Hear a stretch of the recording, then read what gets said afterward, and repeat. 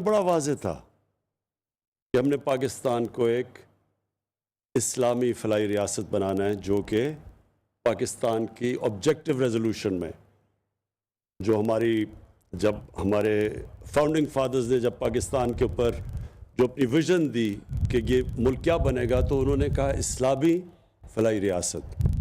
اور جب بھی مسلمان اسلامی فلاحی ریاست کی بات کرتا ہے تو مدینہ کی ریاست ہوتی ہے. تو یہ ہمارا 25 سال سے یہ سٹرگل تھی اور میری کوشش تھی کہ جب بھی اللہ نے یہ موقع دیا تو میں بجائے یہ کہ جی ایشین ٹائیگر بنا دیں گے پاکستان کو یا لاہور کو پیرس بنا دیں گے، ہمارا ہمیشہ قبلہ ایک ہی تھا کہ اس ملک کو ہم نے جس وجہ سے یہ ملک بنا تھا ہم نے اس طرف اس کو لے کے جانا ہے. تو جب ہمیں پختونخوا کی حکومت ملی تو آپ سب کو پتہ ہے کہ وہ ایک کولیشن گورنمنٹ تھی، طاقتور گورنمنٹ نہیں تھی. اور سب نے یہ کہا شروع میں مجھے کہ یہ آپ حکومت لے ہی نہ، کیونکہ بڑا مشکل ہے کولیشن گورنمنٹ کو چلانا. تو میں تو اس وقت انجرڈ تھا، تو مجھے بڑے لوگوں نے یہ ایڈوائز لی کہ آپ کی بڑا مشکل ہوگا حکومت چلانا، اور پختونخوا کے لوگ ایک دفعہ ہی باری دیتے ہیں، دوسری باری نہیں دیتے وہ، تو آپ کو ویسی ایک باری کے بعد آپ کی ساری سٹرگل ختم ہو جائے گی. تو اللہ کا شکر ہے کہ ہماری جو پختونخوا کی حکومت تھی، کولیشن گورنمنٹ تھی، تو جب 2018 کا الیکشن آیا تو ساری دنیا کو ایک تعجب ہوا کہ ایک حکومت جو کہ کولیشن تھی وہ 2/3 اکثریت لے کے آ گئی. تو اس کی وجہ کیا تھی؟ میں ذرا آپ کو صرف یہ بتانا چاہتا ہوں کہ اس کی وجہ کیا تھی. میں نے سننا پڑا کہ جب ہماری حکومت آئی کے پی میں کہ جی یہ کدھر ہے نیا پختونخوا، ہر وقت ہمیں تانے دیے گئے. لیکن ووٹر نے آخر میں فیصلہ کیوں کیا؟ اور شعور رکھتے ہیں یہاں کے لوگ، زیادہ جمہوریت کا ذہن ہے اس طرف پختونخوا کی طرف، کیونکہ آپ کا سوشل سسٹم ایسا ہے، جرگہ سسٹم ہے، ایک جمہوریت، سوچ جمہوری ہے لوگوں کی. تو کیوں انہوں نے 2/3 اکثریت دی؟ یو این ڈی پی کی رپورٹ ہے، انہوں نے رپورٹ شائع کی کہ 2013 سے 2018 جس صوبے میں سب سے تیزی سے غربت کم ہوئی وہ پختونخوا تھا. تو اس لیے لوگوں نے ووٹ دی، کیونکہ ہمارے 5 سال میں سارے پاکستان کے صوبوں سے زیادہ یہاں ہم نے غربت کو کم کیا. اور یہ یاد رکھیں کہ 2013 میں جب حکومت ملی تو سب سے زیادہ تباہی وار آن ٹیرر کی پختونخوا میں تھی.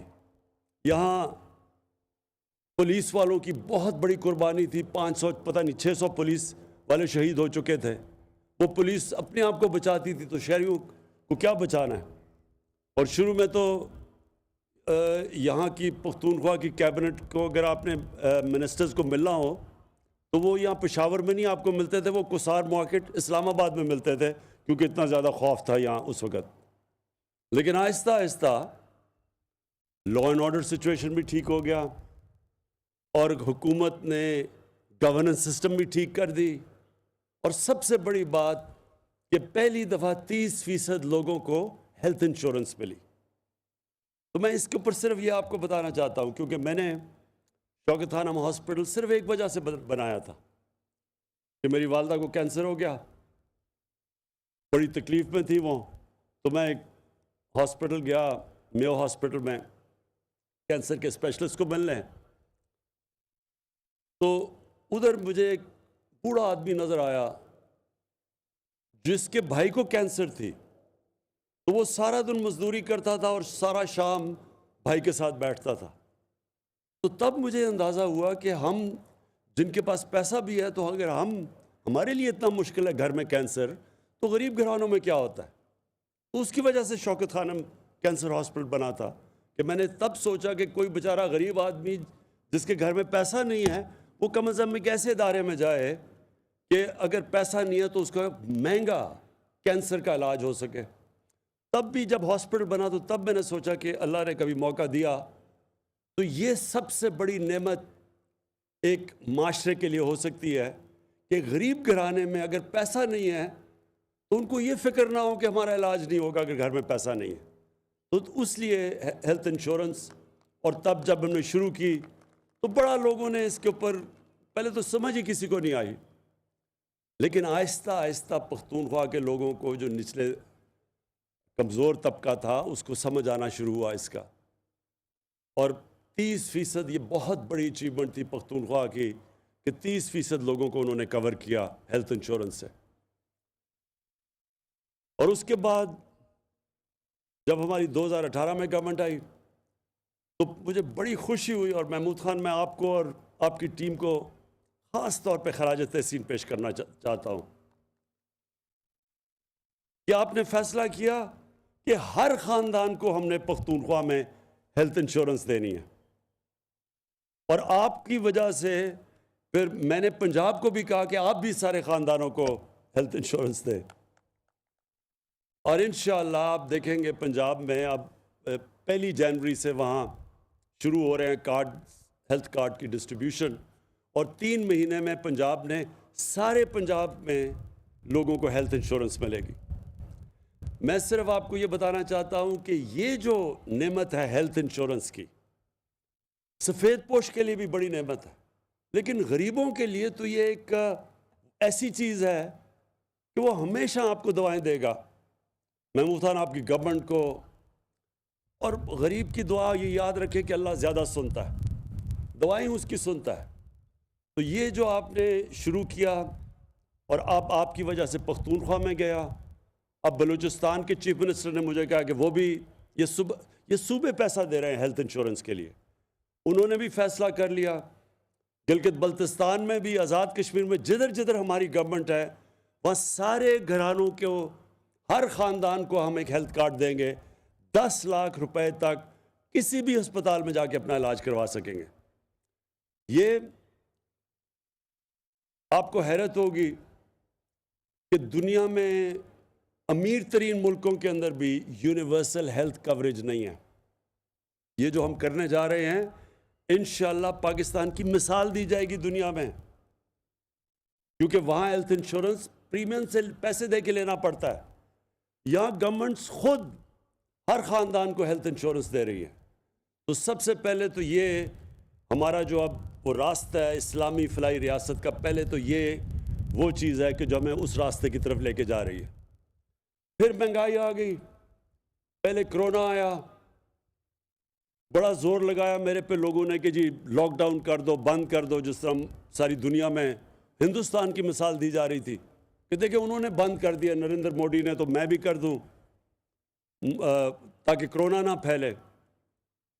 اور بڑا مجھے برا بھلا بھی کہا گیا. 3 مہینے میں نے بڑی چیزیں سنی کہ جی اس کو پتہ نہیں ہے، کسی نے کہا اس کے اوپر FIR کاٹ دو جو بھی کرونا سے مرتا ہے کیونکہ یہ لاک ڈاؤن نہیں کر رہا.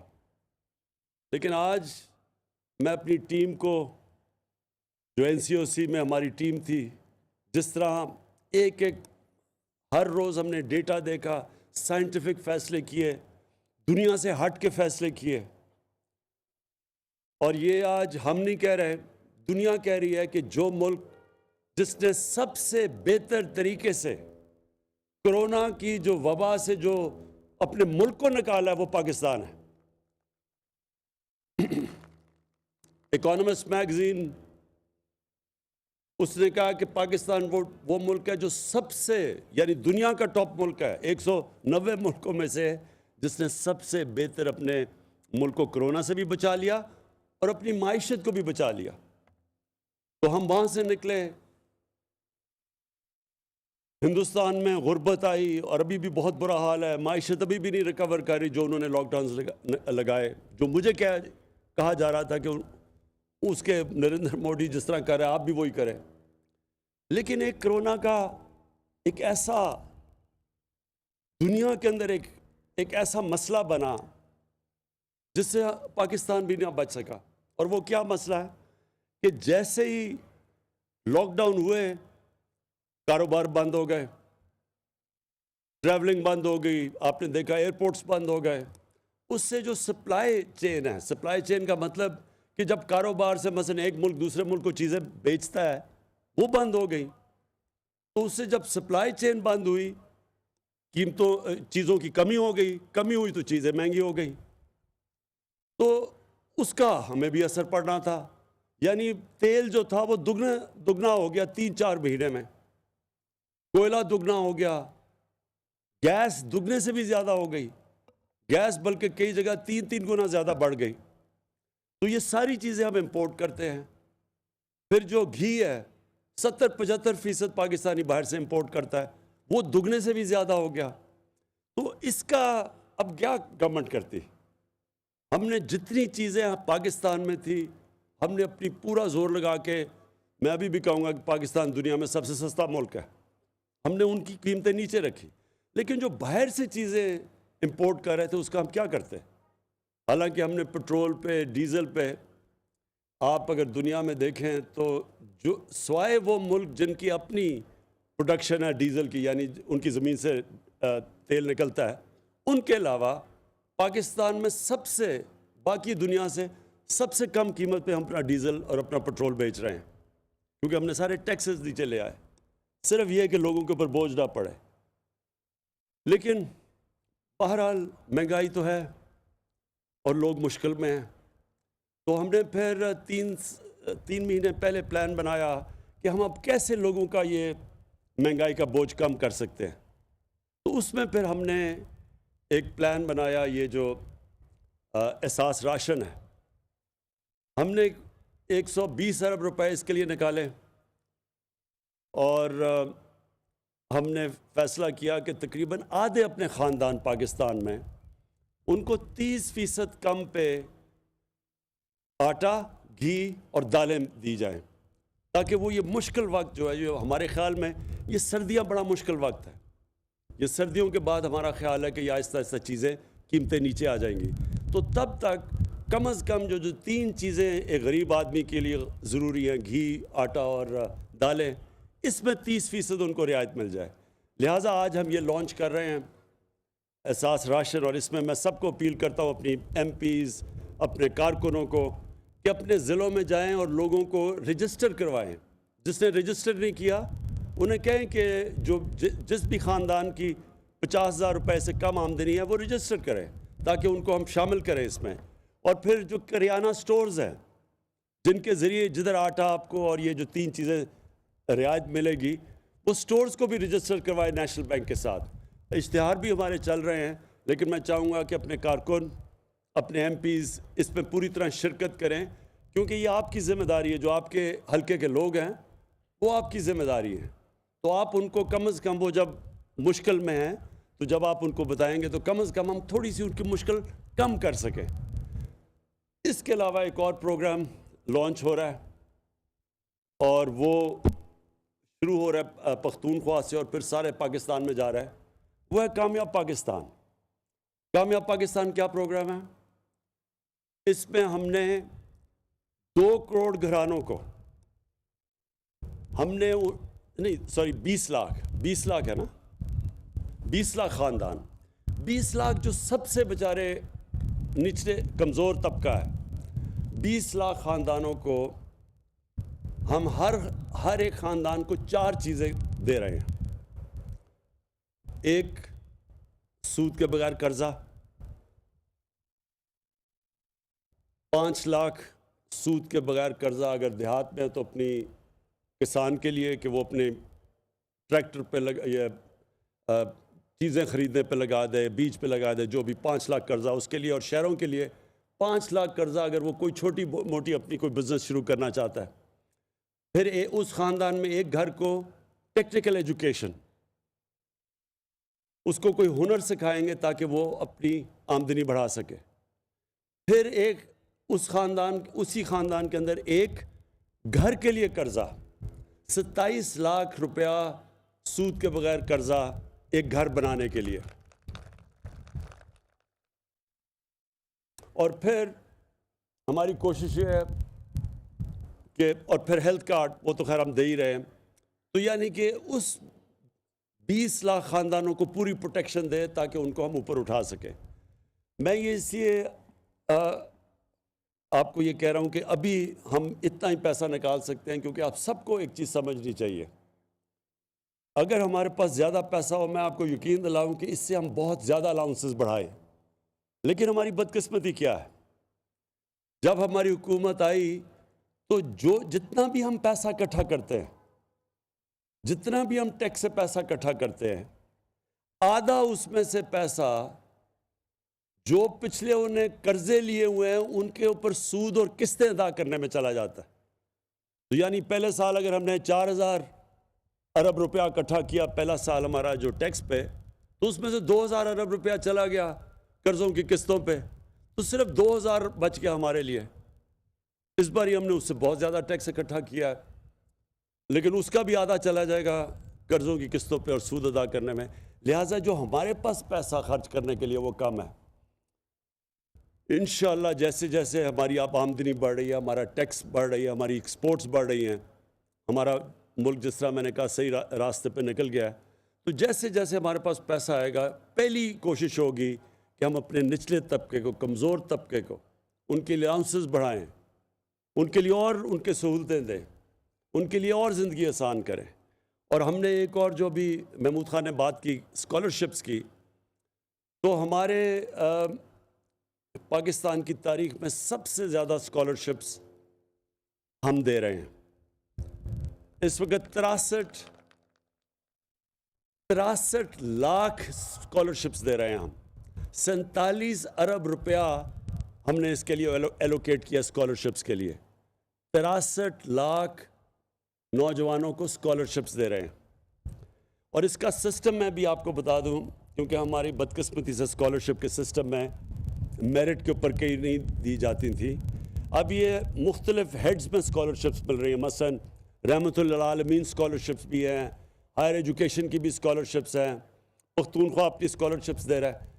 وہ ساری جتنی بھی ہمارے صوبوں میں جدھر ہماری گورنمنٹ ہے سوائے سندھ کے، وہ ساری اسکالرشپس اب میں پرائم منسٹر آفس کے اندر اس کا ڈیٹا میں اکٹھا کر رہا ہوں میرے آفس میں، اور اس پہ پھر آن لائن ہم جو بھی اسکالرشپس لیں گے یا جو بھی کہنا چاہیں گے کہ جی ہم ڈیزرو کرتے تھے ہمیں نہیں ملی، وہ ساری ایک پورا میرا آفس ہوگا جو صرف یہ دیکھے گا کہ اسکالرشپس میرٹ پہ مل رہی ہیں یا نہیں مل رہی۔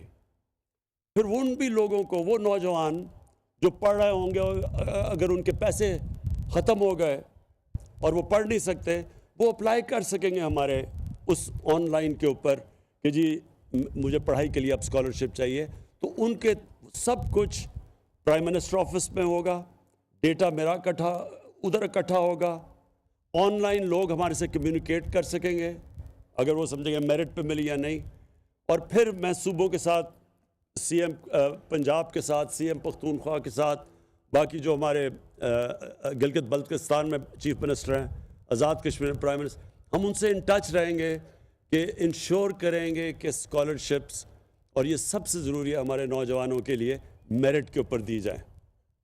اور یہ میں سمجھتا ہوں کہ جیسے جیسے ہمارا آمدنی بڑھتی جائے، اور زیادہ ہم نے پیسہ بچوں کی تعلیم پہ لگانا ہے، اور خاص طور پہ اس طبقے کی جن کو ابھی تک اعلیٰ تعلیم نہیں مل سکتی تھی۔